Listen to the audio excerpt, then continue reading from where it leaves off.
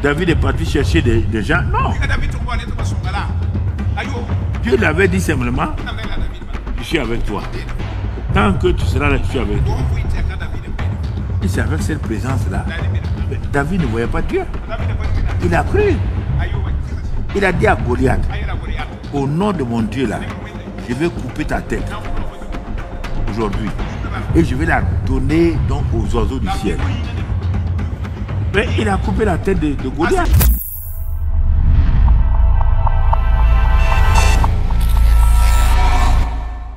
Au nom de Jésus. Au nom de Jésus. Amen. Voilà, donc ce matin, nous rendons grâce à Dieu pour ces délégués qui sont là. Et comme nous sommes dans le mois de février, chaque mois ayant un thème. Donc le mois de février, notre thème pour février 2025, c'est notre mois des réalités de la nouvelle création manifestée par notre union avec Christ. C'est le thème le plus important et qui n'est pas applaudi malheureusement.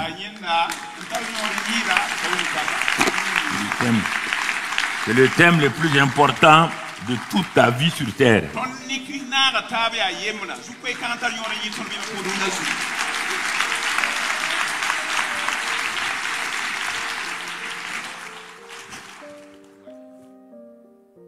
S'il n'y a pas ça, il n'y a pas de christianisme. Tu vas l'écouter? On a abordé ça mercredi, ce qui était là pour l'école du ministère. Donc, de quoi il s'agit ici exactement? Les réalités de la nouvelle création. On ne parle pas de conversion. Non. On ne parle pas donc de christianisme. Jésus n'a jamais appelé quelqu'un chrétien. Le mot chrétien est venu d'Antioche. Ce sont les Antiochiens qui ont dit aux disciples de Christ, nous allons vous appeler chrétiens. Jésus parlait de disciples. C'est pourquoi beaucoup de gens, ils ne peuvent pas avancer. Ils n'ont jamais compris qu'est-ce que le christianisme. Quand on parle de nouvelle création, c'est important que tu puisses comprendre ce que je te dis ce matin. Nous saluons donc, comme il veut qu'on le fasse, tous ces milliers de chrétiens qui sont actuellement en contact avec nous à travers Impact TV. Actuellement, il y a 190 pays dans le monde qui sont branchés à ce culte qui est là actuellement ici. Par Impact TV, il y a plus de 1 500 000 personnes qui suivent. Les églises sont installées actuellement. Si on vous le montrait, vous allez voir des églises à Tahiti, églises à Dubaï, églises à Qatar, des gens qui sont assis partout. Et qui suivent ce que nous faisons ici. Il y a des églises où nous avons envoyé des pasteurs. D'autres ne pouvons pas envoyer des pasteurs parce qu'ils n'ont pas le droit de rentrer sur leur territoire. Bon, ça c'est entre nous et eux. Ça, on manage ça comme ça dans la discrétion. Mais c'est pour te dire, toi qui es ici, ou bien ceux qui sont sur les réseaux sociaux. Donc il y a 3 groupes, vous qui êtes ici devant moi, ceux qui sont sur Impact TV et ceux qui sont sur les réseaux sociaux. Donc vous voyez frères et sœurs, pourquoi sont-ils là-bas? Parce qu'ils ont trouvé intérêt à l'enseignement que nous donnons. Et c'est pourquoi je vous exhorte régulièrement à ouvrir votre intelligence, à laisser le Saint-Esprit nous enseigner. Ce n'est pas une affaire d'avoir ça et d'avoir ça, d'avoir ça. Vous allez laisser tout ça. Vous voyez régulièrement, on enterre déjà ici. Vous le voyez, il y a un seul cercueil. Tu n'as pas vu quelqu'un qui a amené ses 5 étages ici. Tu n'as pas vu quelqu'un qui a amené sa voiture ici. Tu n'as pas vu quelqu'un qui a amené son compte départ ici. Les mensonges où on dit que les œuvres accompagnent, même sa montre ne rentre pas. Donc, il faut qu'on soit tranquille. Il n'est pas venu pour nous donner des postes. Quel poste il a donné à Abraham? Quelle position il a donné à Moïse? Quel poste il a donné à Élisée? Quel poste il a donné à Rahab? Quand on vous dit ça, vous plissez les genoux. Vous savez que je ne vous regarderai pas, je n'ai pas peur de vous. Hein. Je n'ai pas peur du diable à plus forte raison vous. Calmez-vous et soyez cool. Écoutez-moi tranquillement. Et on va avancer. Avançons. La nouvelle création, qu'est-ce que c'est?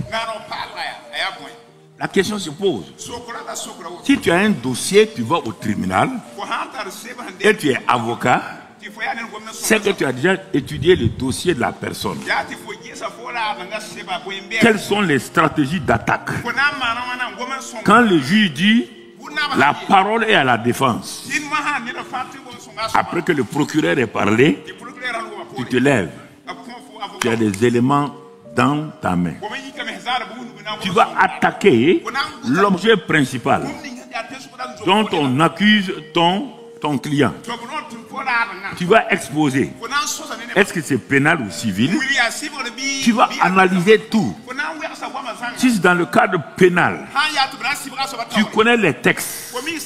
Tu vas commencer à les appliquer dans leur contexte, pas à pas. Et tu sais que ton client a tort. Ce que tu vas faire, c'est d'amener le minimum de pénalité contre lui. Tu ne pourras pas l'exempter. Parce que tu sais qu'ici, là, c'est 20 ans. Tu vas tout faire pour qu'on aille au minimum. Et je me tiens là ce matin comme un avocat. Je vais plaider, je vais te sortir des arguments pour le royaume des cieux. Pas pour l'église, hein, pour le royaume des cieux. Pour que toi, qui es accusé, toi qui es assis devant moi, la victime, je vais te sortir de la main de ton accusateur qu'on appelle Satan, qu'on appelle problème. Et le juge va dire, libérez, libérez-le, dans le nom de Jésus. C'est ça le prédicateur. Le prédicateur ne vient pas parler au hasard. Vous savez, hier soir, je me promenais et je suis arrivé dans telle rue là, derrière Guy Coffet, et j'ai vu quelqu'un tamponner un chien. Tu veux qu'on fasse, on a tamponné un chien à Guy Coffet, tu veux qu'on fasse quoi? Pourquoi on ne l'a pas tamponné à Guy Coffet? Il faut arrêter ça. Un prédicateur, c'est quelqu'un qui donne la nourriture. Quelqu'un vient, il a faim. Mais on dit restaurant. Quand tu dis restaurant, tu arrives dans un endroit, on dit restaurant. Tu arrives, tu trouves des tables, tu trouves des cartes, tu trouves des assiettes, cuillères et tout. Il n'y a pas de nourriture. Ça s'appelle un restaurant? Ça s'appelle un restaurant? L'église, c'est ça. Je n'ai pas compris quand je me suis converti. Il dit, mais moi j'étais musulman. Il dit ici on parle de Jésus. On parle de ceci ou cela. J'ai écouté. J'entends des querelles. Toi tu es ici. Il dit ça c'est Jésus ça. Tu fais ça. Vous parlez de qui? De Jésus. Ah oui. Tu ne sais pas encore. Je ne sais rien. Je me suis converti à Jésus. Je ne me suis pas converti à une religion. C'est pourquoi je me suis déconnecté. J'ai commencé à parler, à chercher Jésus. Jusqu'à ce qu'il vienne se présenter lui-même dans ma chambre, en chair, en os comme ça. Si tu veux, tu crois, si tu veux, tu ne crois pas. Il est venu lui-même. Le 15 février 1975 à 6h35 du matin à Toulouse, 15 place Arnaud Bernard. Tu me suis, je vais te montrer la maison à Toulouse. Je ne suis pas un théoricien. J'ai des preuves. J'amène ces preuves-là afin que quiconque est condamné. Parce que Dieu nous dit dans 2 Corinthiens 5, 18 qu'il a fait de nous une nouvelle création.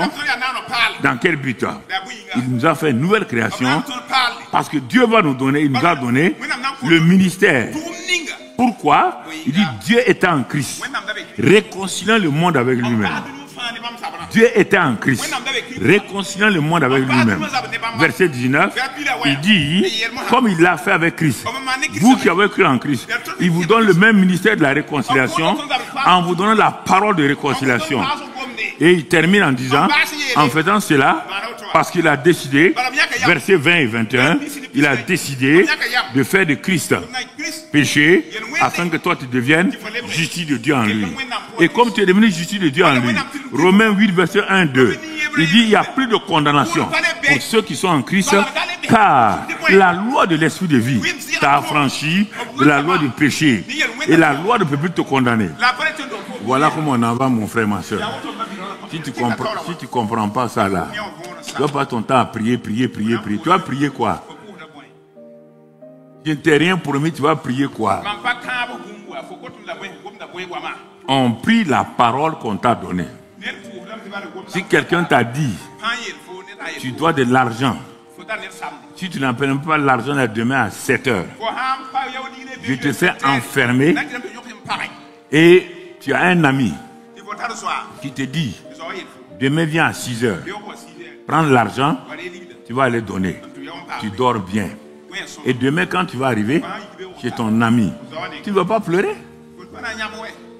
C'est un homme qui tient parole. Il t'a dit de venir à 6 heures. Tu es chez lui.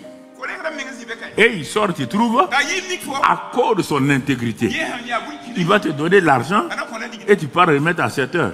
Mais si l'homme ne t'a rien dit, s'il ne t'a rien promis, c'est en ce moment que vous commencez les prières là.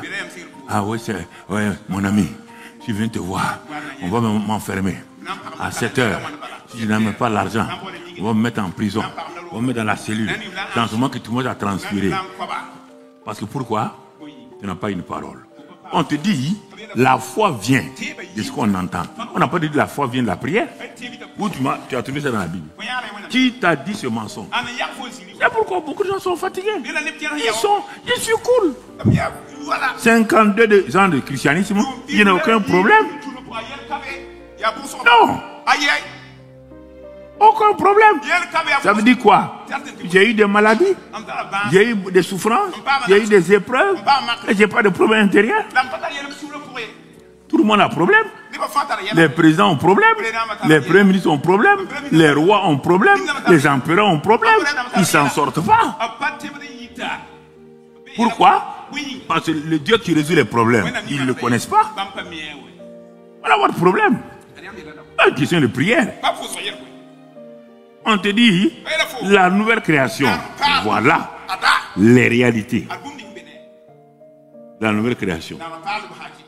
Si on te dit voilà les réalités, et tu dis les, tu laisses ça, tu pars ailleurs. Voici le drame des chrétiens. Les réalités de la nouvelle création.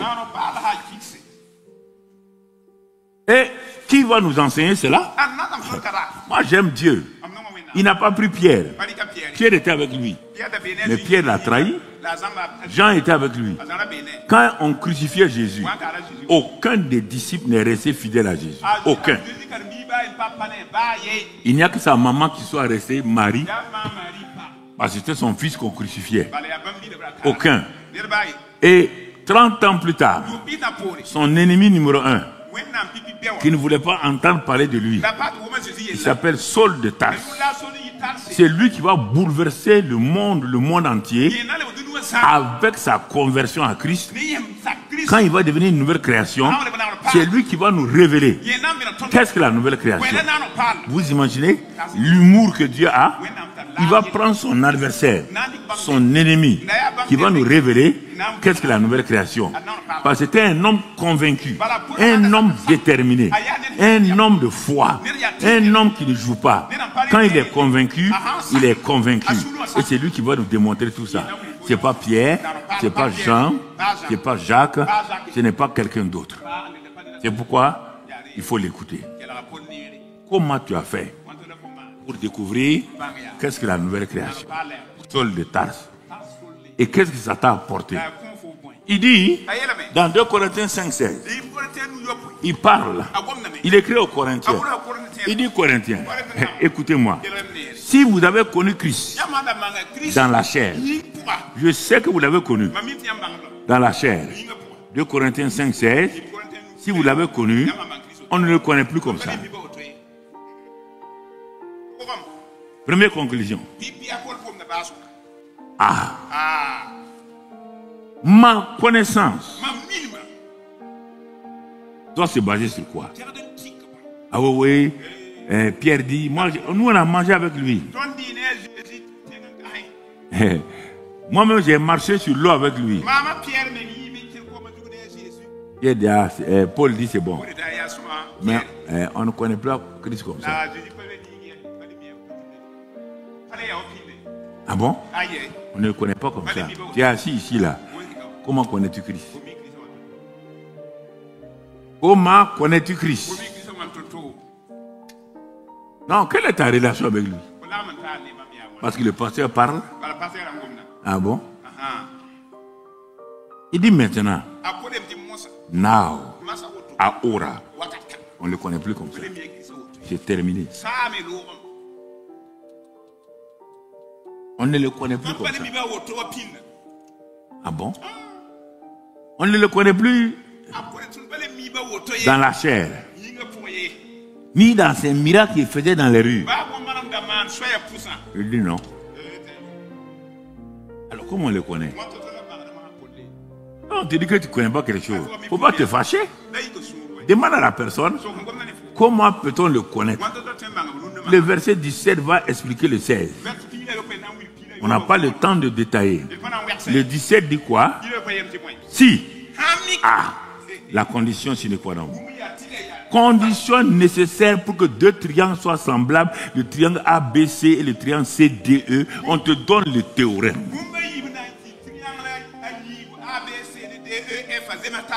On te donne, et le théorème là est basé sur un seul mot, si. Si quelqu'un, quelqu'un, n'importe qui, voleur, criminel, adultère, n'importe qui, il suffit qu'il soit un quelqu'un, pas une bonne personne, pas une personne sérieuse. Non, si quelqu'un, tu es quelqu'un, dis avec moi, je suis quelqu'un. Je suis concerné. Si quelqu'un est en Christ, voilà la condition. Si quelqu'un est en Christ, ça veut dire que si quelqu'un a ouvert sa bouche, comme Romains 10 le dit, crois dans ton cœur, confesser par ta bouche qu'il est Seigneur, la personne est sauvée. On te demande, c'est difficile? Ça c'est difficile? Hein? Alors pourquoi tu veux nous bomber les choses ici, que toi tu as fait 40 jours de jeûne et tu veux qu'on fasse quoi de 40 jours de jeûne? Tout le monde jeûne. Celui qui veut devenir champion du monde, il est dans tel poids. Il jeûne pour perdre le poids pour qu'on le classe dans autre chose. La demoiselle qui veut faire Miss Monde, elle jeûne, non? Pour être fine. Le jeûne n'est pas un moyen chrétien, c'est tout le monde qui l'a fait depuis longtemps. Nous devons jeûner, mais avec des bonnes motivations et des bons buts. Mais pas pour jeûner. Tout le monde jeûne. Même le sorcier qui va les tuer jeûne. Il n'y a pas quelqu'un qui ne jeûne pas. les bons comme les mauvais. Je ne te demande pas si tu aimes, mon ami, si dans la Bible. Tu n'as pas écrit la Bible, il ne faut pas t'amuser avec moi. Hein. Quand tu refuses, je connais. Tu m'envoies, je te vois. Parce que j'ai le Saint-Esprit en moi qui me donne de découvrir ceux qui font, qui veulent essayer de... Si je t'envoie ça, tu vas tout de suite t'écrouler ici, tu vas comprendre ta douleur. Donc, calme-toi. Calme-toi, assois-toi. Tranquille. Et écoute-moi. Je ne suis pas là pour ton mal. Je suis là pour ton bien. Alors, mon frère, on revient. Si quelqu'un, n'importe qui, est en Christ. Troisième élément. C'est les trois conditions. Si quelqu'un est en Christ. Première conclusion. Il est. Il n'a pas. Il ne peut pas. D'abord, si quelqu'un est en Christ, on va définir son identité. Si tu n'as pas d'identité, tu n'es rien. C'est pourquoi dans le monde, on a essayé de nier l'identité au noir. Dès le moment où on est arrivé à enlever l'identité à un noir, il s'est trouvé comme esclave. Il s'est trouvé comme quelqu'un qui n'a pas de référence. On pouvait l'envoyer n'importe où. On peut l'utiliser à cultiver un champ. On met un jour sur son cou, il cultive les champs. Demain on l'enlève, il va aller creuser des trous là-bas. Parfois on l'appelle Hey. Il répond. Quand on dit Ha, il répond. Parce qu'on lui a enlevé l'identité. Et parfois, je ne donne pas totalement tort aux gens. J'ai dit ça parce que c'est partout, ça va aller. On vient te trouver. Tu es un homme comme l'autre. Et il dit qu'il va t'appeler Hey. Toi, tu ne peux pas lui dire, répondre que tu ne t'appelles pas Hey. Il a quoi plus que toi? Après, on te maltraite. Vous dites que maintenant, ce sont des gens qui vous ont rendu esclave. Ils ont rendu esclave où? Ils t'ont rendu esclave où? C'est pas une honte, ça? Vous allez à l'école, aux États-Unis, en France, vous sortez major.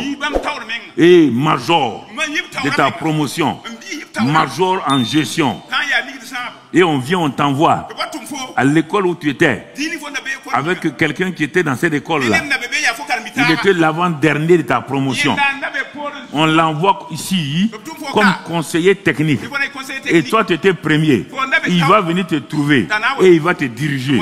Et tu dis que c'est colonisation. C'est bêtisation.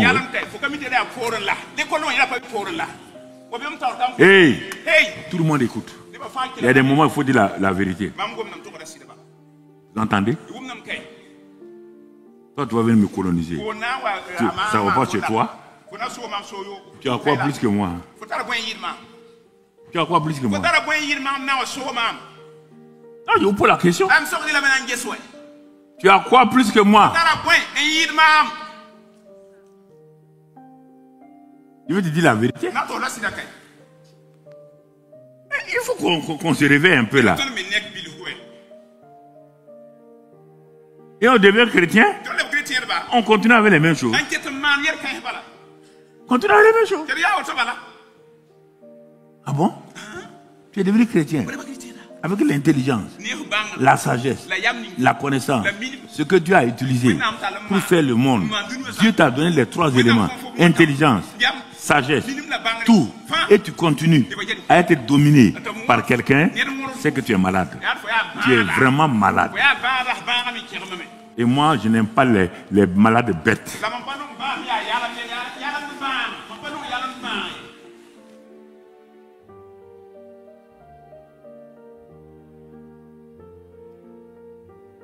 Hey, mon ami, ça c'est Mamadou Philippe Karambiri. Si tu n'aimes pas ma prédication, accueil, sécurité, ouvrir la porte, il va aller. Et il part aussi avec sa dîme et ses offrandes. On n'a pas besoin de ça ici. On est en train... Mais tu crois que le paradis là, tu crois que tu vas gagner ça comme ça parce que tu es devenu chrétien? Toi, tu t'assois, je suis devenu chrétien, on m'a baptisé et tu vas aller au paradis. Et tu ne fais pas ce que Dieu a dit. Dans le monde, les associations, c'est comme ça qu'on fait. Les partis politiques, c'est ça qu'on fait. Les syndicats, là, chacun a des règles. Non? Il y a des règles pour aller là-bas.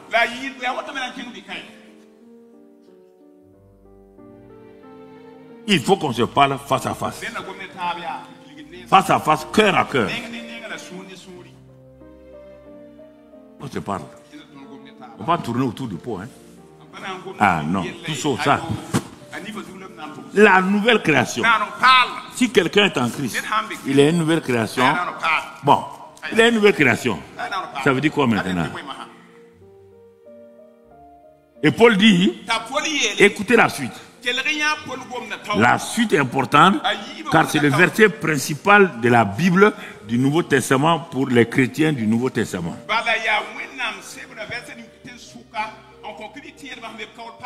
Il dit car les choses anciennes sont passées.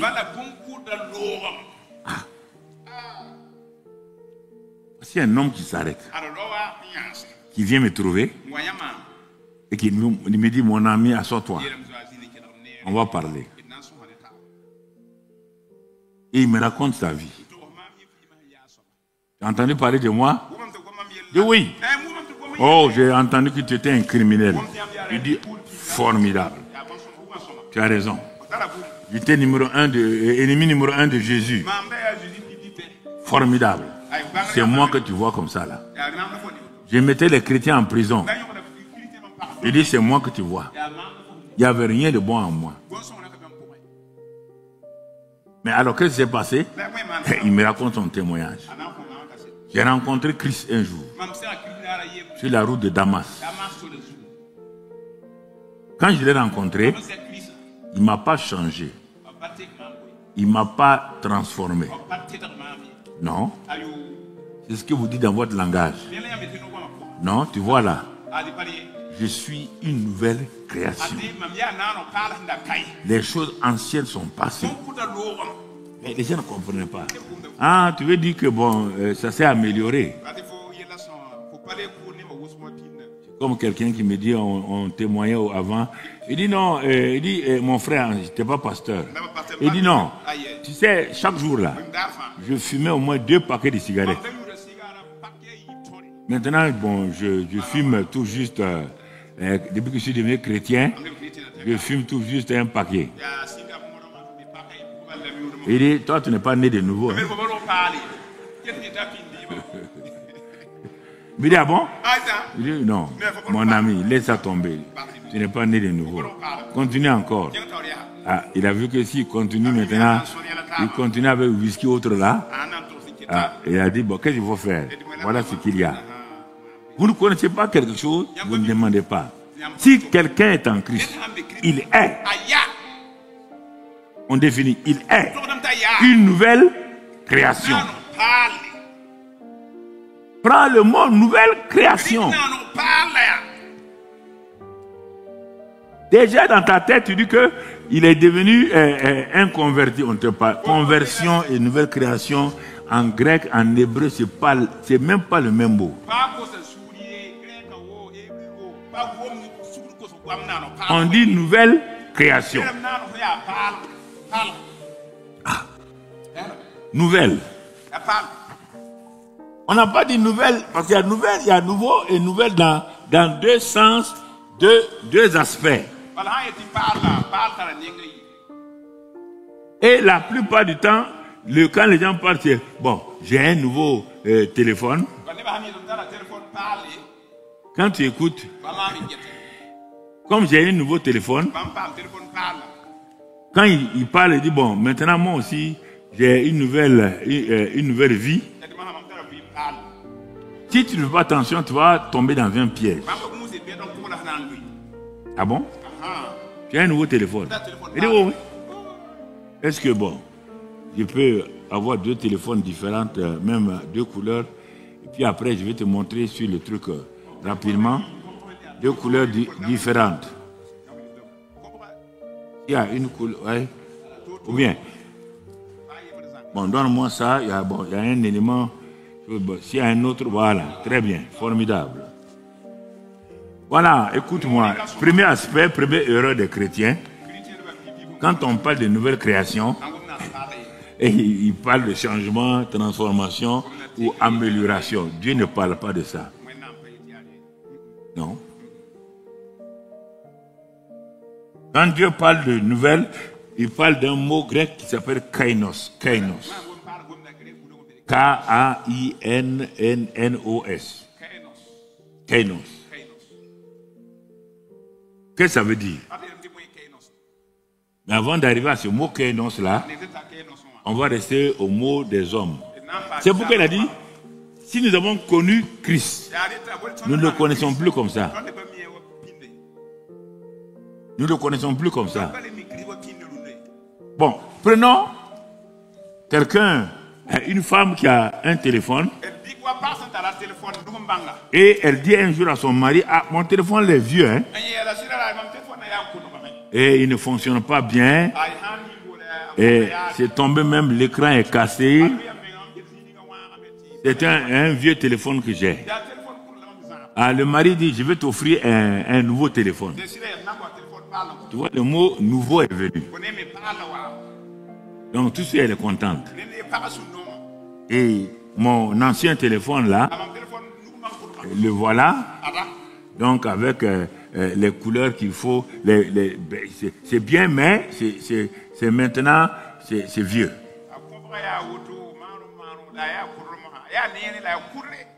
Bon, le mari est content. Il s'en va acheter un nouveau téléphone. Il vient trouver sa femme. Il dit, je viens t'offrir un nouveau téléphone. Et quand il vient offrir à sa femme le nouveau téléphone là, mon frère, oui, ce téléphone au fait que un nouveau téléphone, parce que ça vient de la boutique, et peut-être ça a été fabriqué même pas une semaine. Et tout ça, c'est la nouveauté. On a ajouté quelques applications là-dedans. Et la femme est contente. Oh, j'ai un téléphone performant. Donc, ce téléphone-là, c'est celui-ci. C'est celui-ci. Oui. Elle a un nouveau téléphone. Personne ne peut dire non. Mais le téléphone-là, sa capacité est textuellement comme ça. La différence, ça a été fabriqué il y a tout juste une semaine. Il y a quelques éléments qui ont été ajoutés. C'est la même marque de téléphone, la même puissance, tout. En quoi c'est neuf? C'est neuf parce que ça a été fabriqué il n'y a pas longtemps. On a ajouté des éléments. Sinon, c'est toujours pareil. Et la plupart des chrétiens, c'est comme ça. C'est pourquoi ils n'avancent pas. Les mêmes faiblesses de ce téléphone-là se trouvent ici. Bien qu'il soit neuf. Bien qu'il soit neuf. Ce nouveau téléphone-là est limité. Donc, vous voyez, c'est pourquoi à un moment donné, quand tu es arrivé à la limite, tu commences à faire quoi? À vouloir étendre les capacités de ce téléphone. Et tu vas te rendre compte que tu ne peux pas. C'est limité. C'est limité. Ah, mon téléphone ne marche pas. Parce que ton téléphone est limité. Et ta vie chrétienne est limitée. Parce que tu es dans le naturel, dans le scientifique. Il n'y a rien de nouveau là-dedans. Et c'est pourquoi maintenant les jeûnes et les prières commencent. On veut étendre les capacités de téléphone par jeûne et prière. Ça ne peut pas aller.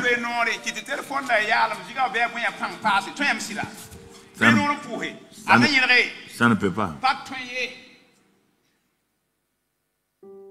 Et comme ça ne peut pas, maintenant on va passer à l'autre étape. Sûrement, il doit y avoir des démons ou des sorciers. Quand le chrétien voit, il dit non, il y a sorciers et démons. On est contre moi. Qui est contre toi? Qui? Montre-moi la personne. Je vais aller trouver la personne là. Pourquoi tu es contre mon enfant? Quand on va finir là, prends ma main, va à Wadou, me montrer qui est contre toi, qui est sorcier là. Tu vas voir ce qui va lui arriver.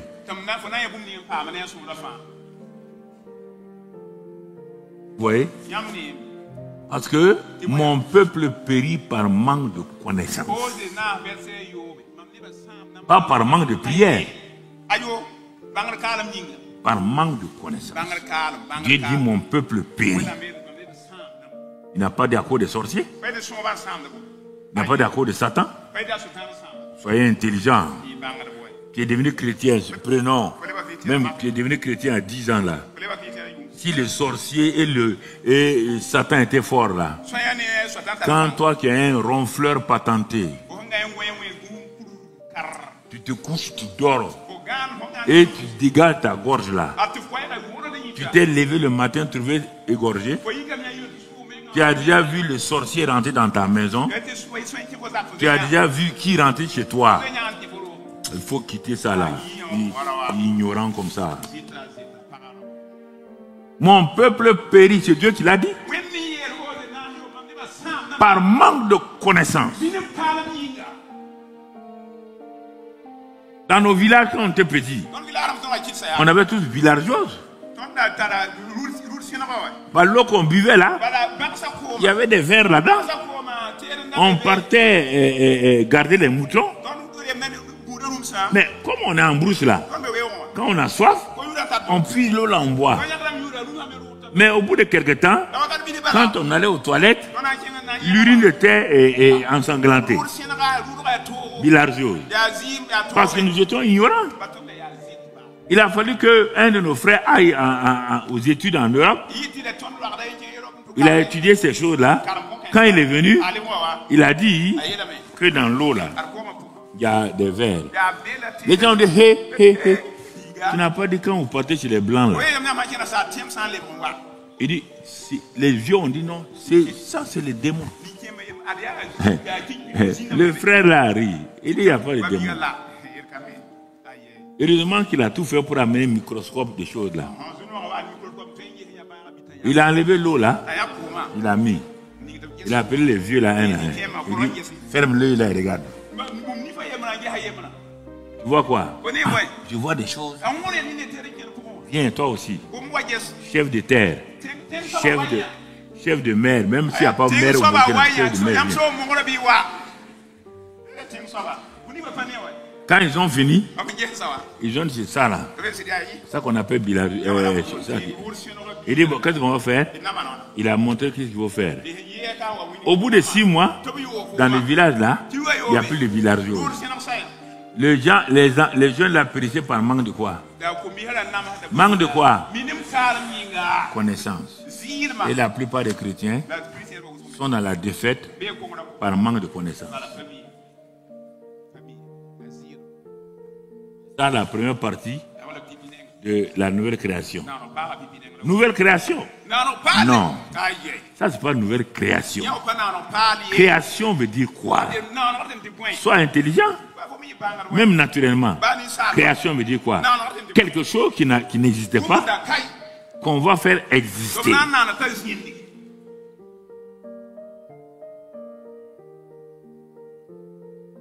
Comprends?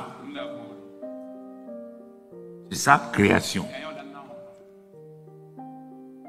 On n'a pas de changement. On n'a pas d'évolution. On n'a pas de transformation. On n'a pas de métamorphose. Il dit une nouvelle création. Nouvelle création. Ah bon? Qui le fait? C'est Dieu. Ce n'est pas la religion. Ce n'est pas le pasteur. C'est Dieu qui le fait. Il dit tout cela vient de Dieu. Ah. Ça veut dire quoi? On va donner deux schémas rapidement.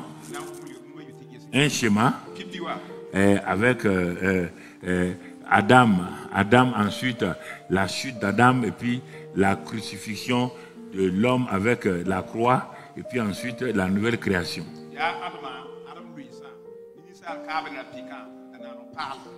Et on va voir ce que ça nous donne. Merci. On va voir ce que ça nous donne. J'espère qu'ils avaient déjà préparé ça. Donc, on va voir d'abord Adam qui apparaît. Dans un premier carré, bon, c'est l'homme qui a été créé, il n'est pas parfait, puisqu'il n'avait pas mangé l'arbre de la vie. Dieu avait proposé l'arbre de la vie et l'arbre de la connaissance du bien et du mal. Il n'a pas encore mangé ça. Donc, il n'a pas la vie éternelle. C'est quand il est tombé qu'il voulait aller vers l'arbre. Dans Genèse 3, Dieu a mis des anges pour empêcher que Adam et Ève mangent donc du fruit de l'arbre de la vie éternelle pour qu'ils ne vivent pas dans le mal éternellement.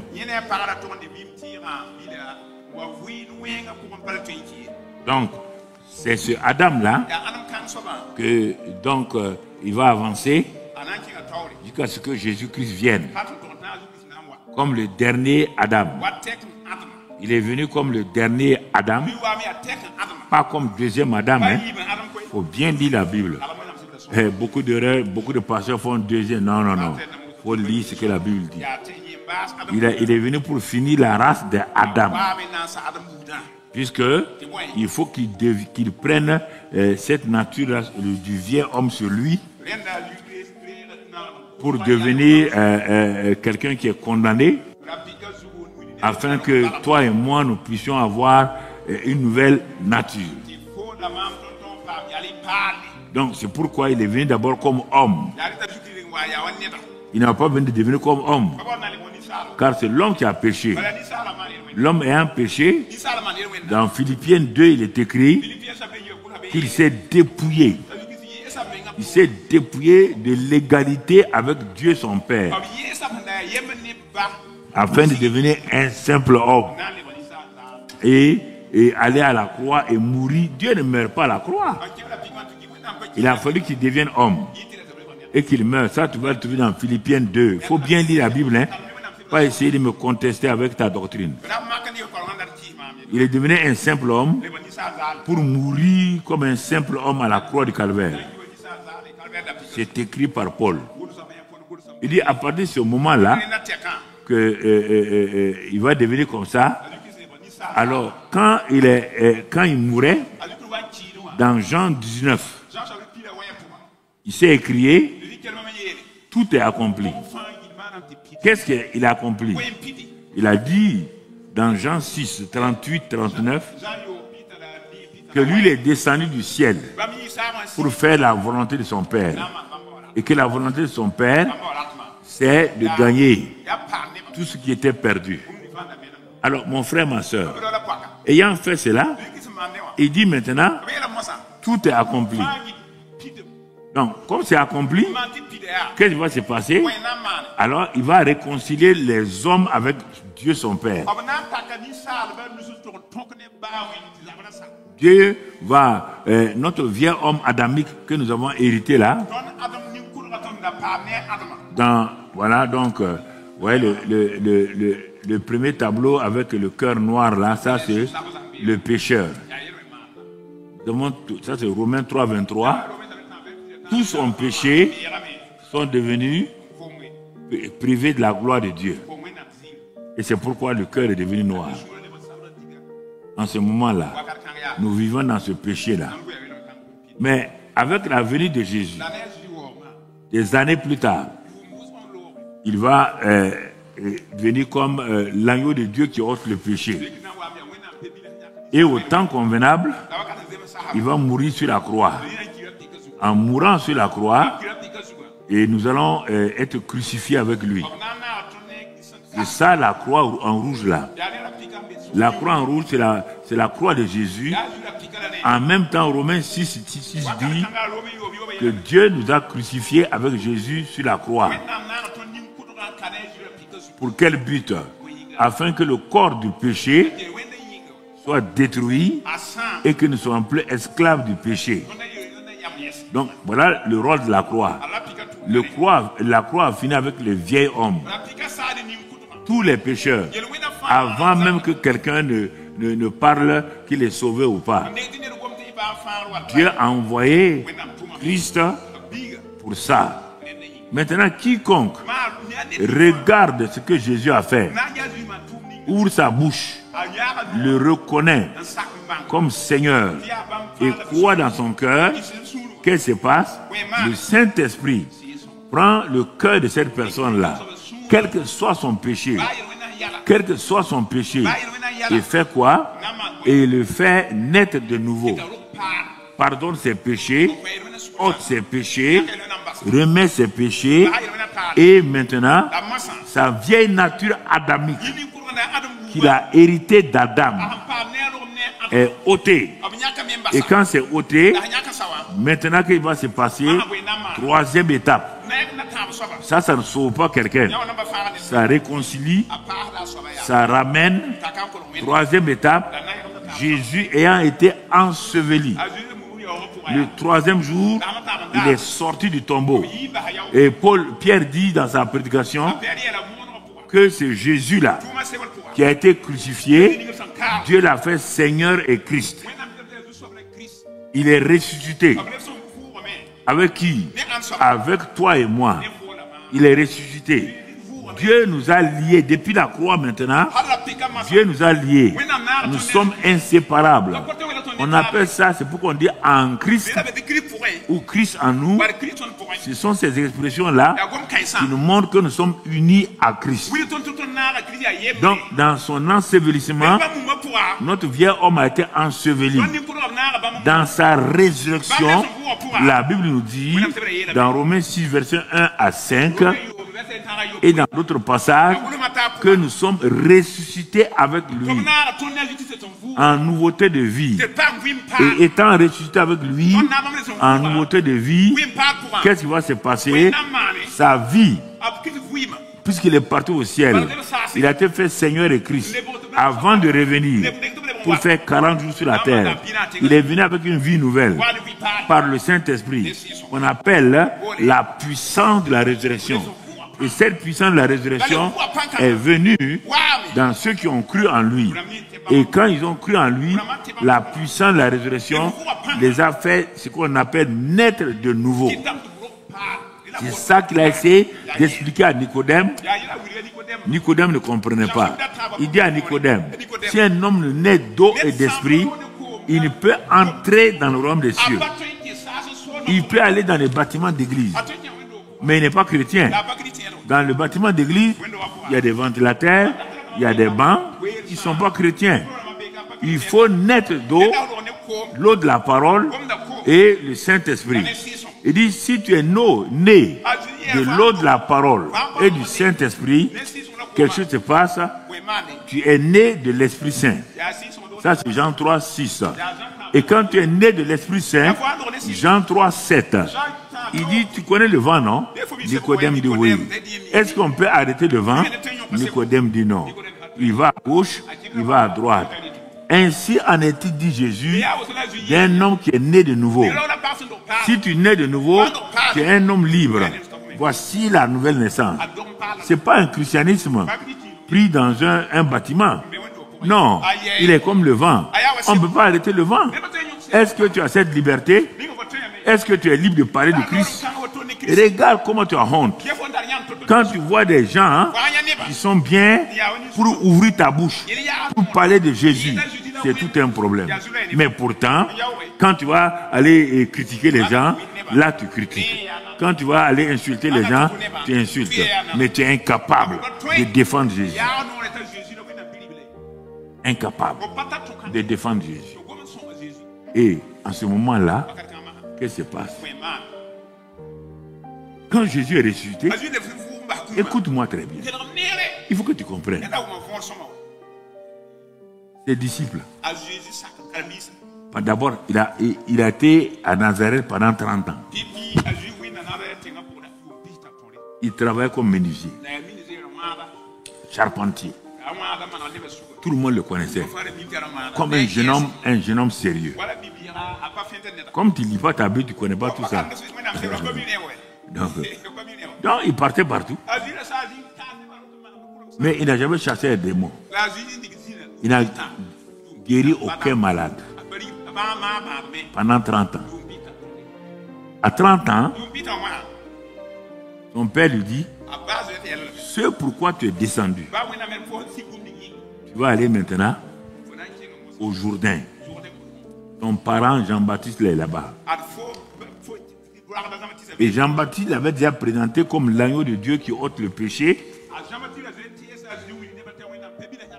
Et Jean-Baptiste l'avait présenté une deuxième fois.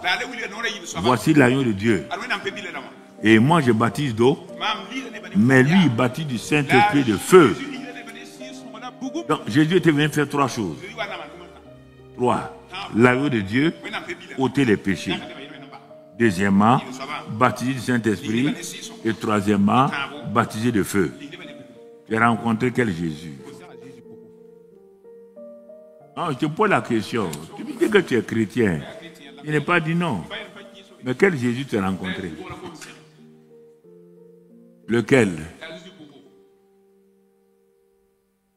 On te dit qu'il ôte les péchés. Et toi, tu vis dans les mêmes péchés. Un.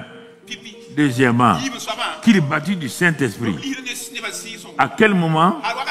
Baptisé veut dire immergé. Tu as été immergé du Saint-Esprit. Troisièmement, il baptise de feu. J'ai rencontré ce Jésus-là où? Et quand? Lève-toi, donne-moi ton témoignage. Oh oui, je suis allé dans telle église. Non, je ne te demande pas que tu n'es pas dans telle église.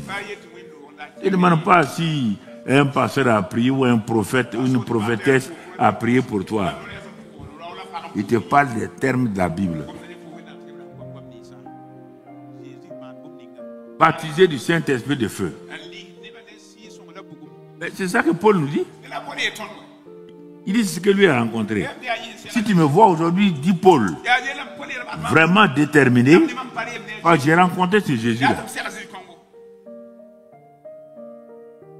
Quand Jacob, bien que Dieu ait prophétisé sur lui,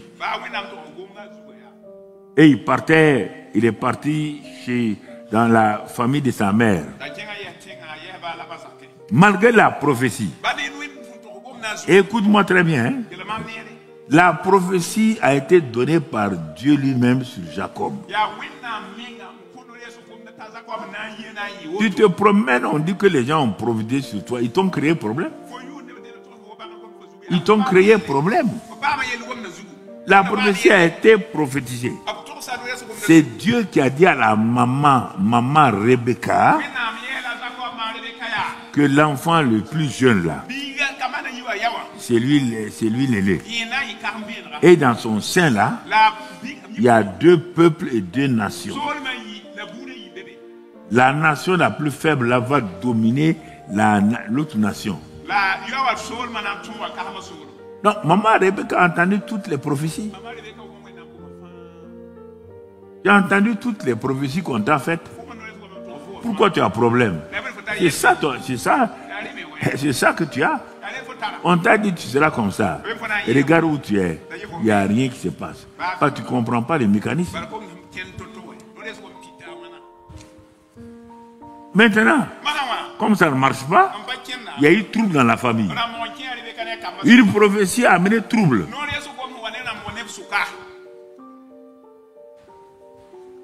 Et la maman propose à son mari Isaac, mangeur de gibier sauvage, un mari qui mange du gibier sauvage, il va avoir, comment on appelle, goutte à ses pieds.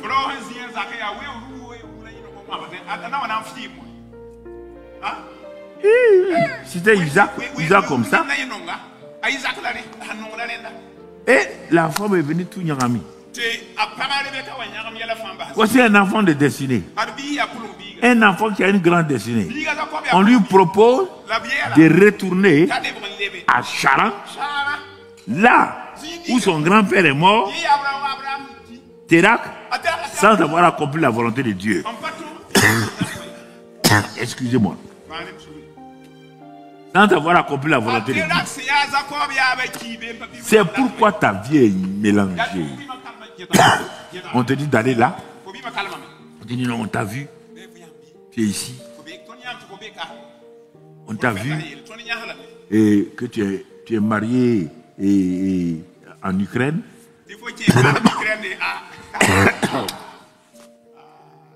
Quelqu'un dit non, non, non. Moi, j'ai vu ton mari en Afrique du Sud. Toi seul. Tu es un Ukrainien. Un Africain du Sud. Hein? Et ensuite d'autres choses. Et tu crois à des mensonges comme ça. Parce que pourquoi? Parce que tu n'es pas enraciné. Tu n'es pas enraciné. Ça, c'est l'Ancien Testament. Et Dieu dit à Jacob, tu perds ton temps. Hein? Ce n'est pas ici que tu seras, tu vas régner. Ah, mais maman ne t'a pas créé. C'est moi qui t'ai mis dans le sein de ta mère. Ta mère ne détermine pas ton futur. Ton père ne détermine pas ton futur. Écoutez-moi là. Ce n'est pas le pasteur, ce n'est pas ton père et ta mère qui déterminent ton futur.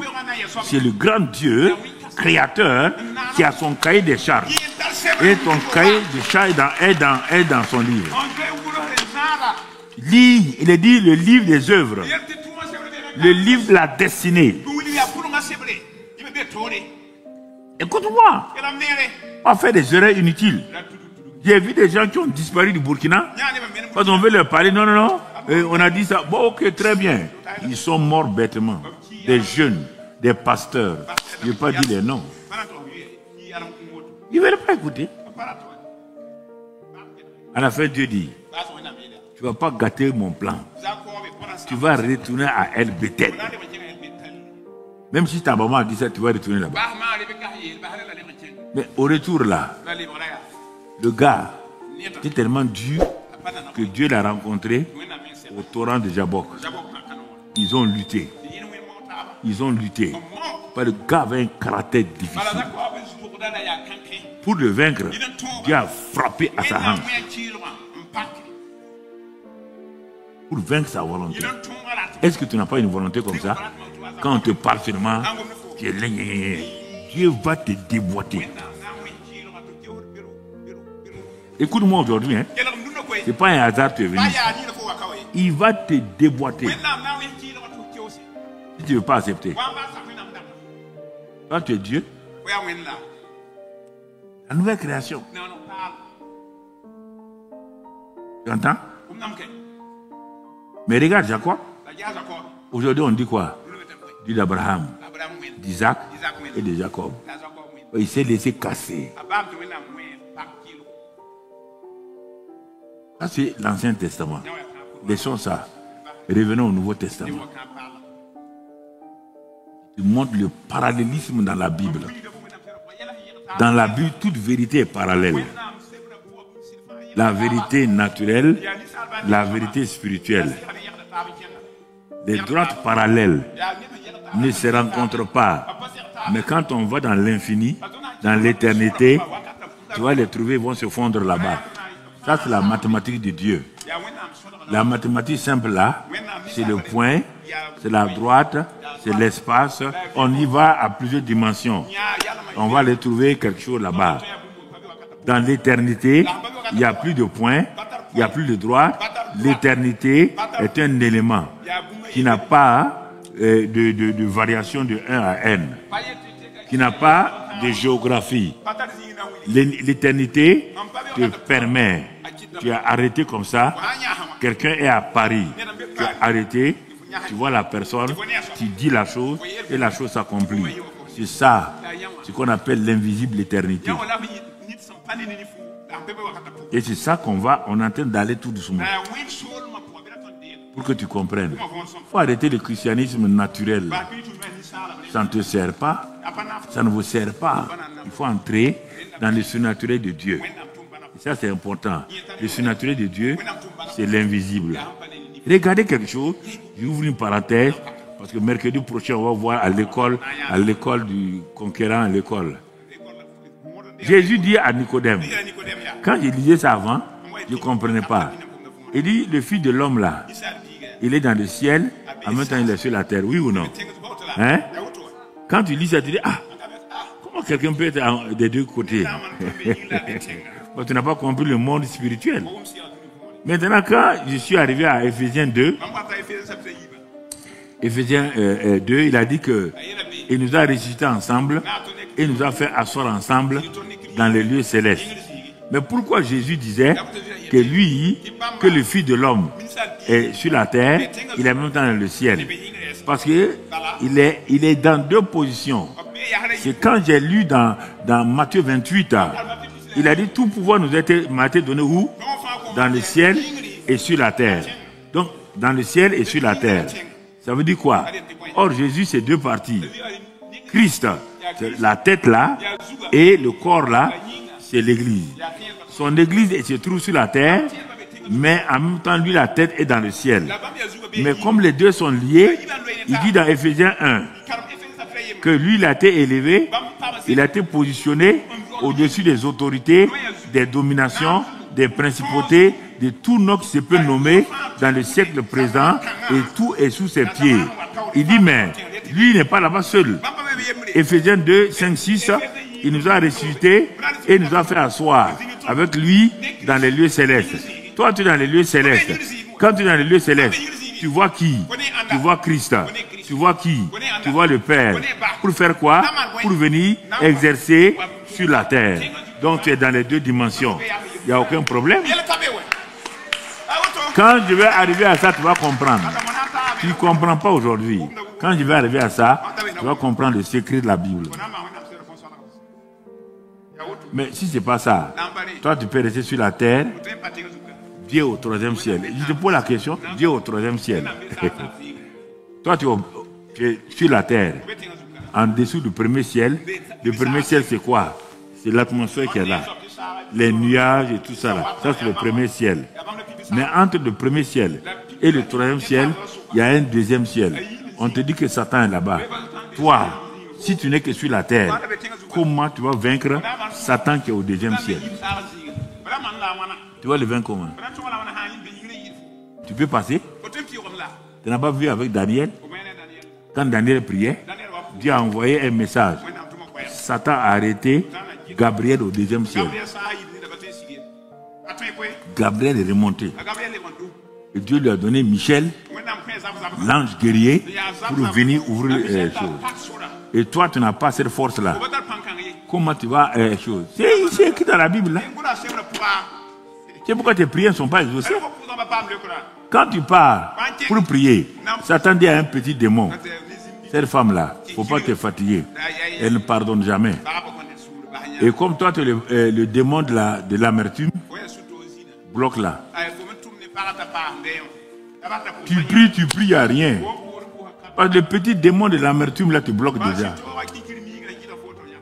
Vous voyez, frère? Je ne comprends pas. On lui dit d'aller gêner. Mais Dieu te dit dans Isaïe 58, Isaïe 59. Il dit ton jeûne là, les jours que tu jeûnes là, tu fatigues ta servante. Ça va aller comment? Les jours que toi tu jeûnes là, tu as maltraité ta servante, tu as insulté ta servante, tu as donné à manger à tes enfants, tu n'as pas donné à manger à ta servante. Dieu dit que ton jeûne n'a aucun sens. Femme méchante comme ça, tes enfants mangent, la servante ne mange pas. Et toi tu dis que tu es chrétien. Toi tu es chrétienne. Oh, tu es chrétien, ouais. Pas chrétienne. Yamewa. Tu es chrétien. Chrétine.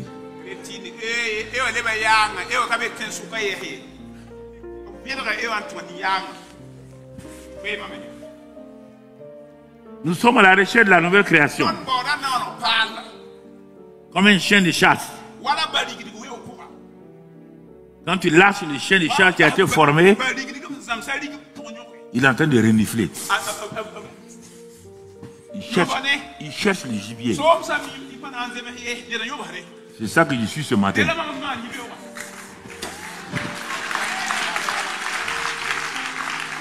Ne t'en veux pas. J'ai senti ton odeur, je te suis. Et je t'aurais. Je t'aurais. Faut pas te fatiguer.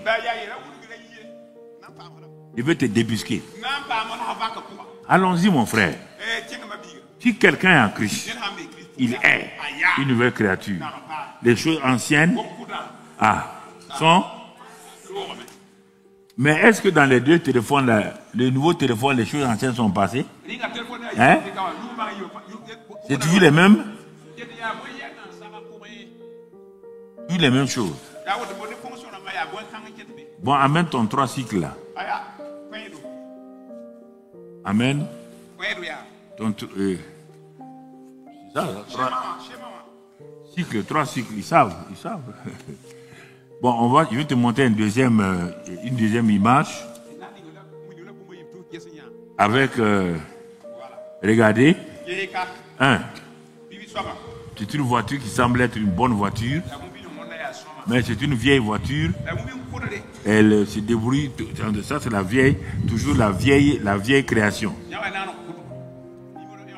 Maintenant, le 2 là, c'est quoi? Ça c'est lorsque quelqu'un est crucifié avec Christ. La voiture est cabossée et tout. Elle est utile. Elle ne sert plus. Ça c'est lorsque quelqu'un reçoit Christ. Dieu casse sa vie, donc il identifie sa vie à Christ. Qu'est-ce que Dieu cherche? Il cherche une nouvelle création. Et au bout d'un moment donné, ce n'est pas une longueur. C'est-à-dire que le fait qu'il a crucifié Christ là, pour t'expliquer ça, je vais t'expliquer le 2 là. Et je vais l'identifier à Christ et à toi. Bon, quand Christ a été crucifié, il a crié, tout est accompli. Maintenant, il va être enseveli. Et ayant été enseveli, il va sortir en nouveauté de vie le 3e jour, ça veut dire le dimanche. Et quand il sort, donc, et il est ressuscité, aucun des disciples, aucun ne l'a reconnu. Aucun. Marie de Magdala, qui servait Jésus avec les autres femmes, elles sont allées au tombeau. Elles ont vu, elles ont dit, hey, jeune homme, c'est toi qui as enlevé le maître là. Elle dit non, il n'est pas ici. Et puis il a changé de voix pour que Marie dit, on dirait c'est Jésus. Et Jésus arrive, il dit, ne me touche pas, car je ne suis pas monté vers mon Père. Les disciples d'Emmaüs, qui étaient avec lui régulièrement, sont en train d'aller à Emmaüs. Ils causaient entre eux. Ils parlaient de Jésus. Vraiment, comme il y a ça. Jésus vient et fait chemin avec eux. Il parle. Jésus leur pose des questions. Ils ont dit, ah bon, tu es le seul étranger ici. Hein? Toi, tu es étranger. Ils l'ont regardé. Ils ont causé avec lui. Ils sont allés chez eux. Ils l'ont invité à manger. Jusqu'à présent, ils ne l'ont pas reconnu. C'est quand il a pris le pain, il a cassé, que leurs yeux s'ouvrirent. Le dimanche soir, les portes étaient fermées. Les disciples avaient peur. Au moment où les portes sont fermées, Jésus rentre sans ouvrir la porte. Il rentre là-dedans. Et dès qu'ils l'ont vu, ils ont crié. C'est un fantôme. Je vais te montrer quelque chose, la nouvelle création. C'est ça là. On ne peut pas te reconnaître. Non. Intérieurement. Regarde, première voiture. Deuxième voiture. La deuxième voiture a été cassée.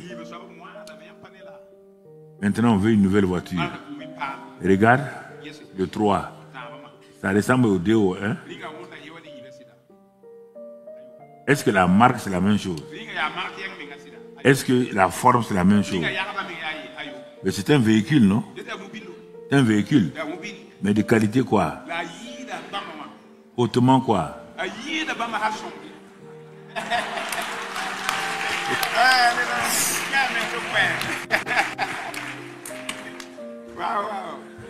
Est-ce que tu comprends? Tu vois ça? C'est un véhicule. Il peut te transporter. Il peut tout. Mais il n'a pas la même qualité. C'est ça la nouvelle création.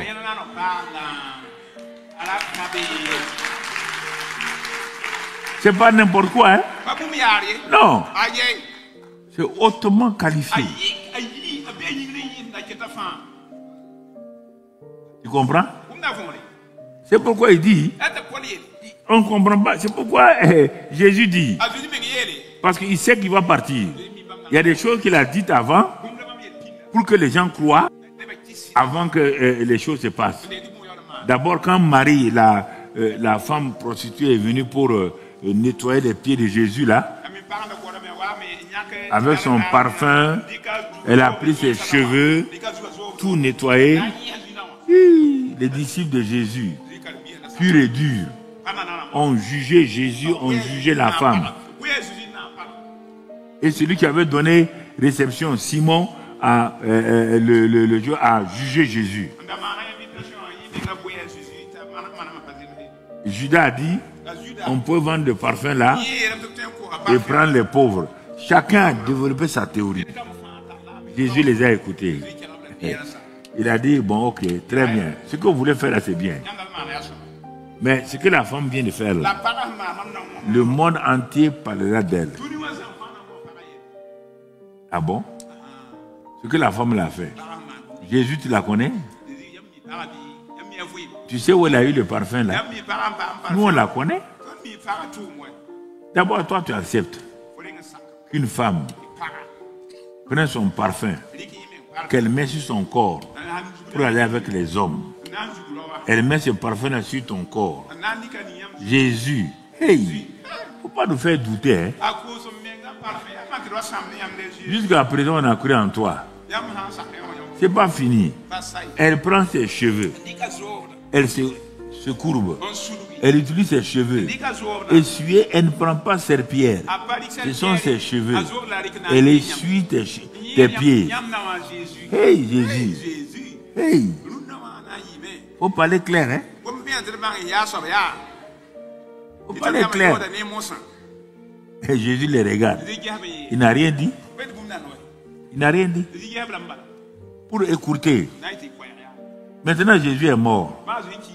Or, dans la tradition juive, quand quelqu'un meurt, troisième jour, on doit aller embaumer son corps. Hein? Mais quand ils sont partis pour embaumer son corps, là, ils ont trouvé Jésus. La femme les avait feintés, non? Le premier prix a été pris par qui? La femme, là. C'est pas de lui qu'on parle ce matin? Hein? On ne parle pas de lui, d'elle. Il y a des gens qui ont des idées bizarres. Quand tu fais ça, mais pourquoi on fait ça là-bas? Pourquoi on fait ça là au centre là? Mon ami, le centre vient de Dieu. Tu vois, non? Tu ne peux pas dire que le centre ne vient pas de Dieu. Quand tu vas dire que le centre là ne vient pas de Dieu, c'est que tu es malade. Tu es malade. Ça ne vient pas de Dieu, ça vient de qui? Ça vient de Karambri. Karambri veut faire ça là. Karambri n'est pas fou pour s'attribuer. C'est pas seulement ici. C'est des centaines d'églises. Quelle est l'église au Burkina qui a ouvert 100 églises en Côte d'Ivoire? Nous avons 100 églises en Côte d'Ivoire. 100 combien? 110. On a ouvert 110 églises en Côte d'Ivoire. À partir d'ici. On a, non, c'est pas pour applaudir. RDC, ils nous écoutent actuellement. Kinshasa, Goma, là où il y a la guerre. Là. J'ai leur téléphone pour les encourager. Bukavu, Lumumbashi, Kisangani, tout ça c'est là. Notre église au Kenya, ils sont en train de parler anglais là-bas parce que les interprètes sont dans les cabines. Le Rwanda et le Burundi nous attendent. La Tanzanie nous attend. En Afrique du Sud, Tchad, Centrafrique, on a déjà là-bas. Mon frère, regarde, toute la côte, Bénin, tout ça, Gabon, nos églises sont alignées là-bas. Des Burkinabés, on envoie, on paye. Voilà, voici, il est là, il est encore là. Lui, toi c'est Lumumbashi, voilà, il n'est pas encore parti, il va partir. Et Rome. Italie, on a combien? Rome, Naples, tout ça. Belgique, France, Canada, États-Unis, Tahiti, tous ces endroits-là, partout. Et tu dis que le sang ne vient pas de Dieu.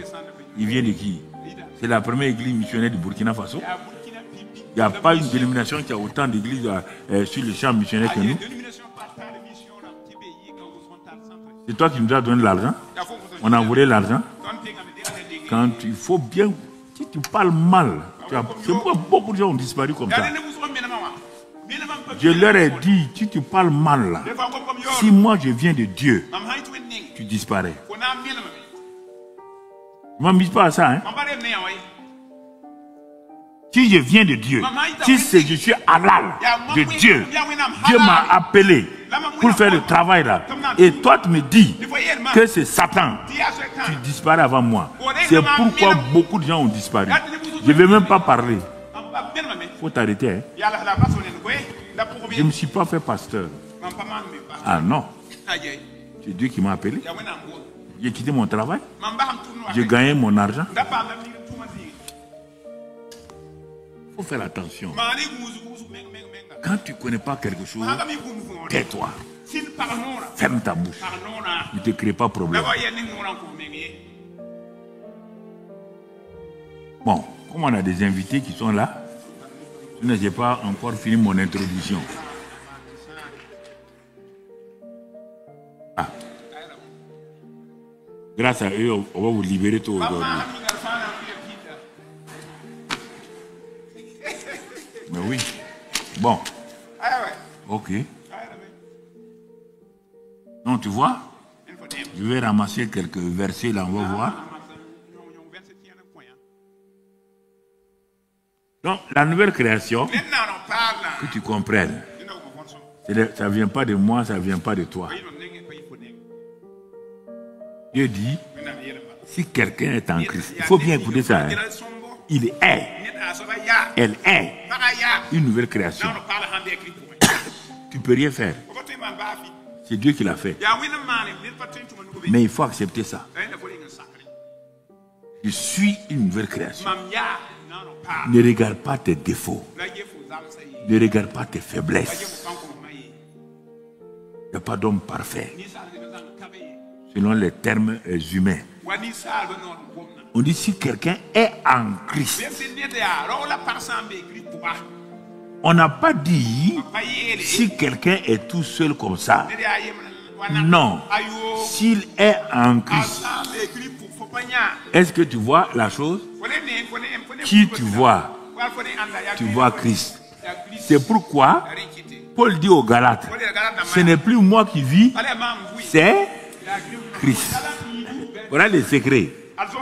Vous vous dites, moi je vais me débrouiller. Vas-y te débrouiller. Tu ne peux pas. Tu n'as aucun pouvoir de te débrouiller. C'est pourquoi Dieu t'a placé en Christ.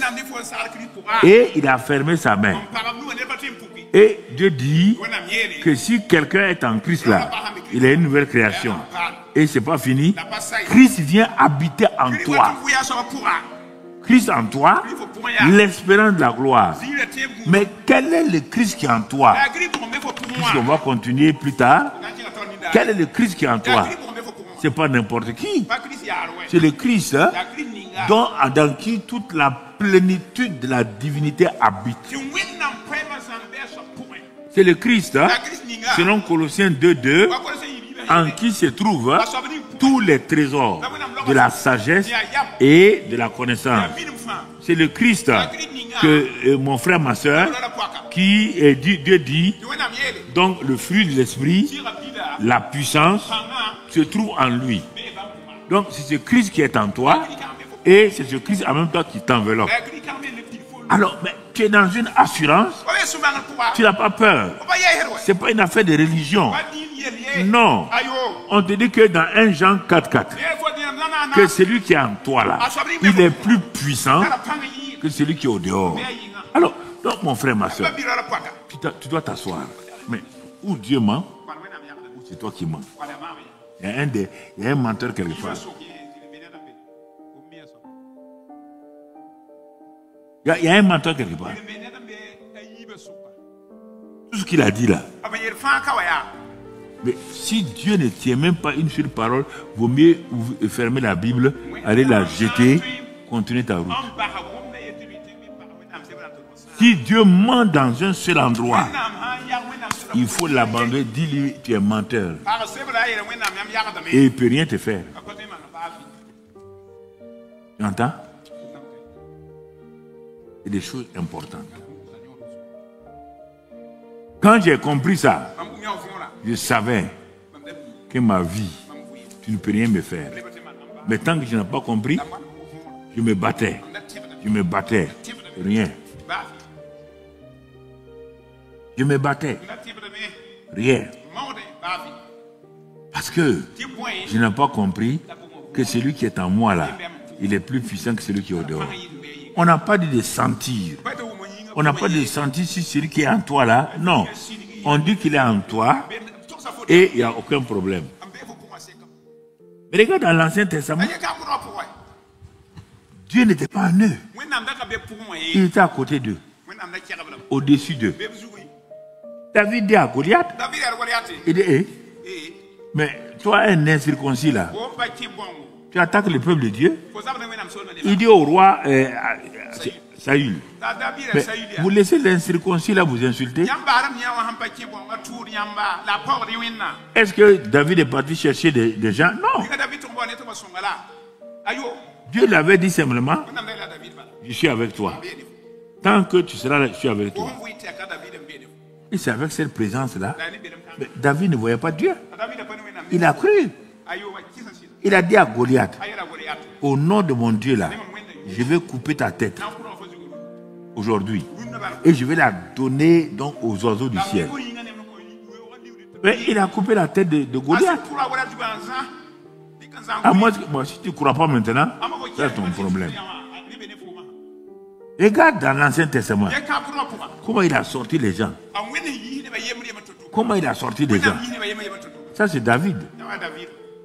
Tu as vu? Il a mis un jeune homme en lui disant qu'il va aller régner quelque part. 17 ans plus tard, ce jeune homme appelé Joseph là est devenu premier ministre de l'Égypte. Personne n'a pu l'empêcher. Les gens ont fait des complots contre lui. Des gens, ses frères l'ont diffamé. Ils l'ont mis dans un puits. Ça ne peut pas arrêter quelqu'un. Non. Ils l'ont forcément accusé. Ça ne peut pas mettre fin à ta vie. Je te parle, ça fait 52 ans que je suis là-dedans. J'ai vu toutes sortes de choses. Sous la révolution, tout ce qu'ils disaient qu'ils vont nous dégager, qu'ils vont dégager Dieu là, ils sont tous morts ici à Dassasgo et choses quelque part.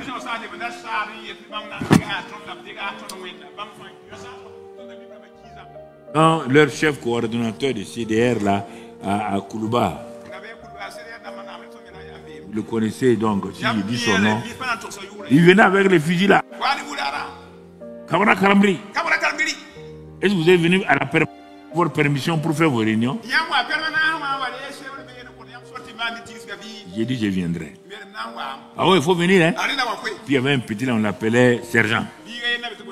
Sergent. Quand tu pars, si tu es DG, il va te faire asseoir. Pour te dégénérer d'abord. Et puis il passe, hein. Il fait comme si tu n'es rien. C'est lui le sergent de la permanence. À Koulouba là-bas. Il passe ici, il passe là. Moi aussi, je m'assois, je parle en langue. Rota Cabris Kondala Tekiriba. Quand deux verbes se suivent, le second se met à quoi? Après, il vient dire, ah, comment est DG? Ça va? Ils disent, il n'y a aucun problème. Aucun problème. Ah, on va signer votre papier là. Il me donne 1 mois. C'est comme ça qu'il fait les réunions à Koulouba. Il me donnait 1 mois. Chaque mois, il doit aller à la permanence pour avoir un papier. Un jour, je leur ai dit, vous là, vous allez vous disperser. Les jours qui sont dispersés là, leur chef là, quand il le voit, il dit non, il ne m'appelle plus camarade, il dit Koro.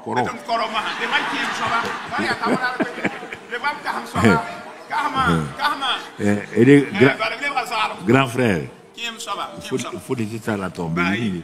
J'ai laissé tomber, il n'y a pas de problème. Tu veux dégager Dieu. Non, je vous dis ça. Il y a un juge DPR qui m'a dit on va attraper Calambri. Il trompe les gens. J'ai dit, si toi, juge DPR, le jour que tu vas m'attraper, moi, fils de Dieu, ambassadeur extraordinaire et plénipotentiaire du royaume des cieux, donc mon Dieu est fini. Lui et son grand frère ont disparu de la terre. Vous ne connaissez pas le christianisme. C'est pas aller à l'église apaiser sa conscience dimanche. Non, c'est pas ça. La Bible dit quoi? Béni, fécond, multiplier, remplir, assujettir, dominer.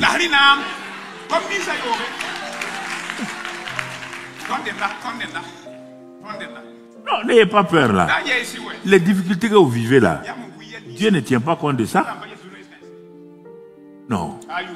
Dans vos familles là, les problèmes là, ne vous en faites. Tout le monde, c'est rempli de ça. Mais Dieu a fait passer au fur et à mesure. Regarde la famille de Job. Regarde comment Dieu l'a rétabli. Mais cela ne t'arrivera pas au nom de Jésus. Je vais vous montrer la nouvelle création là. On dit les réalités. Les réalités. On n'a pas vu encore. Les réalités. Je dis à ma femme hier, il dit bon, à un moment donné, quand j'opérais beaucoup dans les miracles, les choses là, bon, comme les gens me critiquaient, tu vois, quand tu es seul, on te critique partout. Alors tu te poses la question si ce que tu fais là c'est bien ou pas. Ça c'est dans les années, à partir de 95, jusqu'à l'an 2000. Je me pose des questions, je dis mais, bon, quand même toi seul tu ne peux pas faire des choses comme ça. Tu es en Côte d'Ivoire ici, tu cours, tu es ici. Je venais, je pose ma valise seulement, je prends une valise, je suis parti. En train d'aller prêcher là, Bon, les gens critiquaient dans le monde que sa puissance, là, il a eu ça avec la magie en Inde. Il a fait ceci, il a fait cela. Bon, à un moment donné, je me suis dit peut-être Dieu. Je n'ai pas appris quelque chose, mais être critiqué tous les jours là aussi, c'est pas évident. Tu n'as rien fait. On dit à ça, tu n'as rien fait. Il y a ça. En conseil des ministres, un ministre a dit, le président Sankara était assis, le président Blaise était assis, et Lengani, Henri Zongo, il était assis, et un ministre dit que je suis allé aux États-Unis prendre de l'argent pour venir renverser la révolution. En ce temps, quand on dit ça là, poteau numéro 5, là tu as un problème. Il y a eu silence dans le conseil des ministres. C'est un ministre qui est sorti, il dit, ben, nous tous, on avait la tête baissée. On attendait la réaction du chef de la révolution. Il dit qu'il a fait silence. C'est là qu'ils l'ont vu, il a attrapé sa tête. Il a fait silence. Il a fait silence. Il a fait silence. Après, il a levé la tête. Si je vous donne le nom du ministre là, aujourd'hui là, il est fatigué, mais il ne peut pas vous donner. Il dit, je comprends. On a tué des innocents aussi.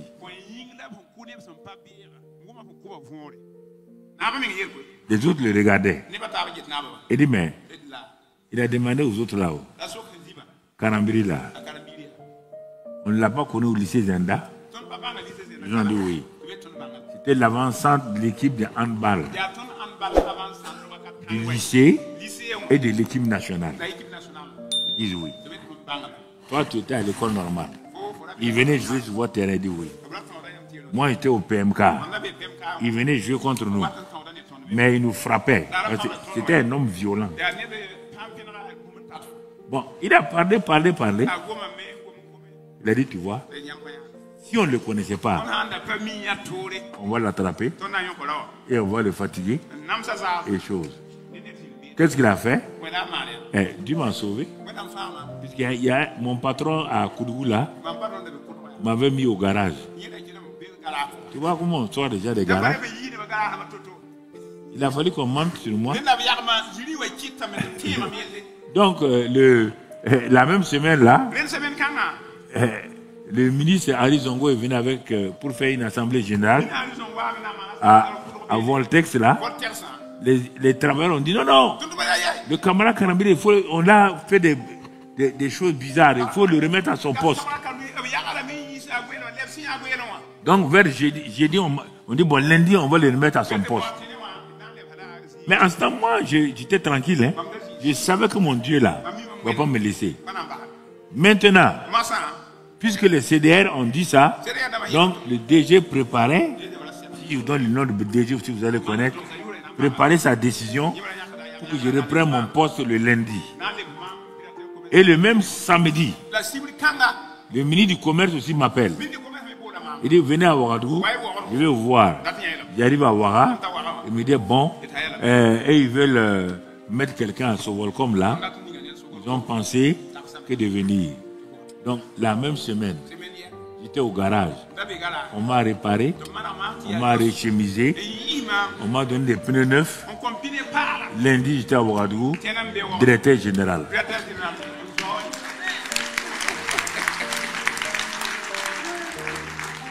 Si tu écoutes mon histoire là, tu vas comprendre le christianisme.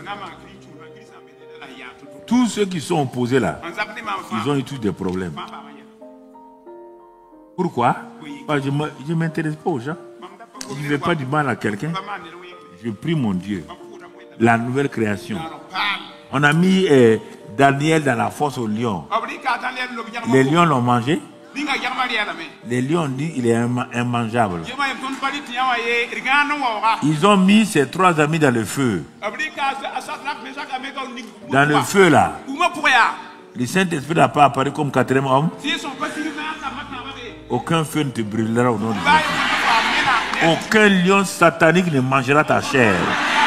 J'ai dit et je proclame, aucun sorcier ayant une dent de loup ne mangera ni toi ni ta famille au nom de Jésus.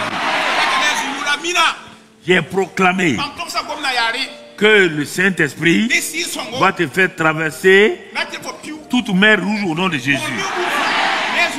Aucun Jourdain ne sera fermé devant toi. Tu passeras ta destinée, tu vas arriver dans ta destinée. C'est important, mon frère, ma soeur. Il est important que nous comprenions la parole de Dieu, que nous répondons à ça. C'est pourquoi ici nous parlons. Il a dit, nous avons cru et nous faisons quoi? Nous croyons, nous parlons. On ne se tait pas. Le christianisme ne se tait pas. Le christianisme n'est pas une religion où on s'arrête comme ça. Jésus parlait, il proclamait, la chose s'accomplissait. C'est ça le christianisme. Le christianisme, ce n'est pas s'asseoir et puis attendre que Dieu fasse quelque chose. Dieu dit fais-le. Dieu dit parle, proclame, décrète, décide à tes résolutions. Ah oui.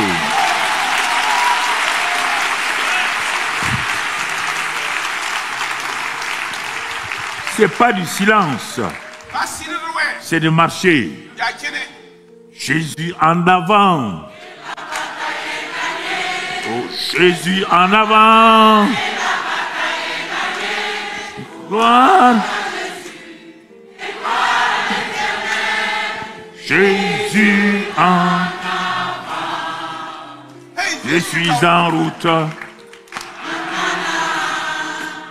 Je suis en route.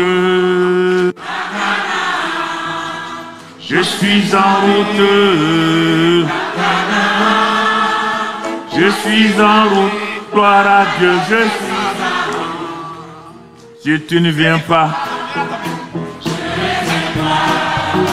si tu ne viens pas, ne me retiens pas. Si tu ne viens pas, ne me retiens pas. Je suis en route, voilà que je suis en route. Je suis en route, en Canaan. Je suis en route, en Canaan. Je suis en route, en Canaan. Je suis en route, voilà que je suis en route. La joie du Seigneur, la joie du Seigneur, la joie du Seigneur, la joie du Seigneur, encore, la joie du Seigneur,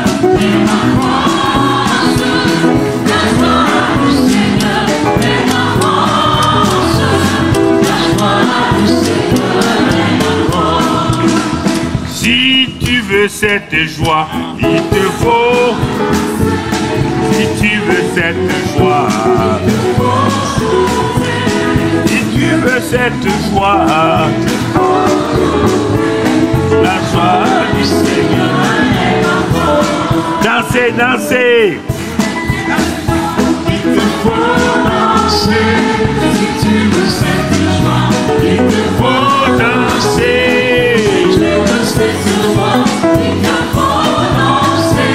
La joie du Seigneur, la joie du Seigneur,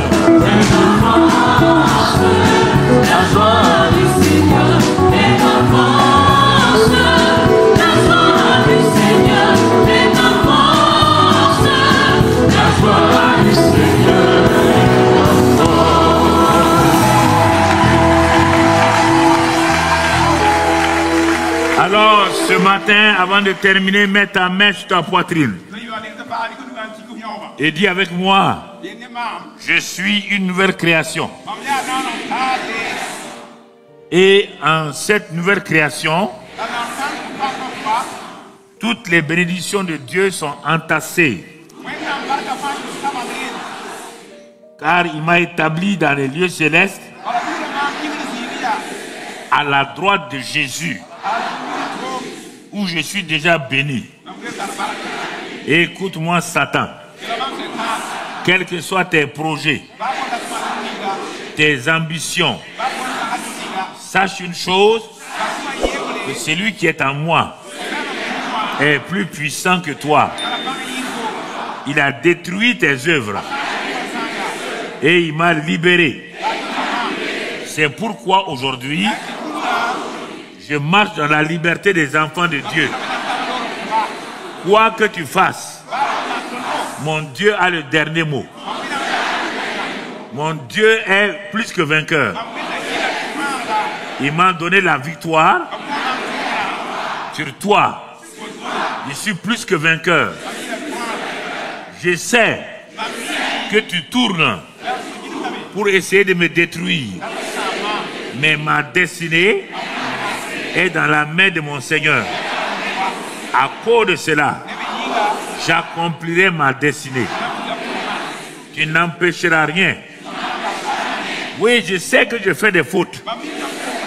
Il m'arrive de pécher. Mais tu as oublié que j'ai le sang de Jésus.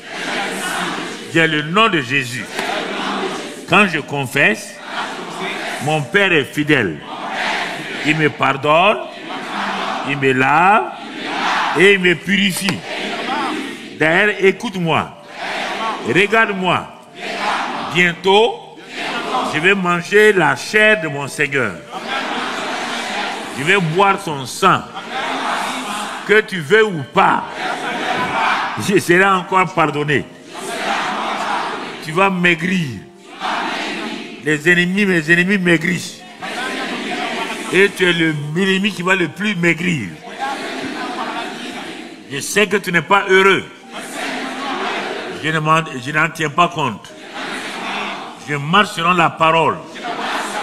Je vis selon la parole. Et je suis dans la victoire. Excellent Père de grâce. Tu es un bon Père. C'est vrai que parfois, je fais certaines choses. Mais je sais que ton cœur de compassion, ton cœur d'amour me pardonne, me donne d'aller de l'avant. Je te remercie ce matin. Je te bénis pour ta grâce dans le nom de ton Fils.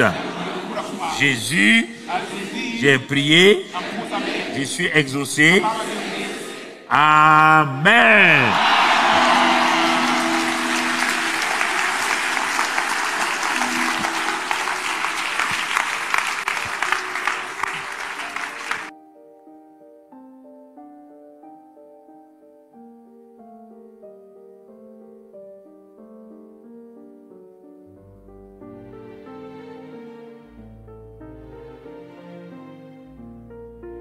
Signe de reconnaissance au Seigneur pour sa glorieuse parole que nous venons de recevoir. Que le Seigneur renouvelle notre Père spirituel.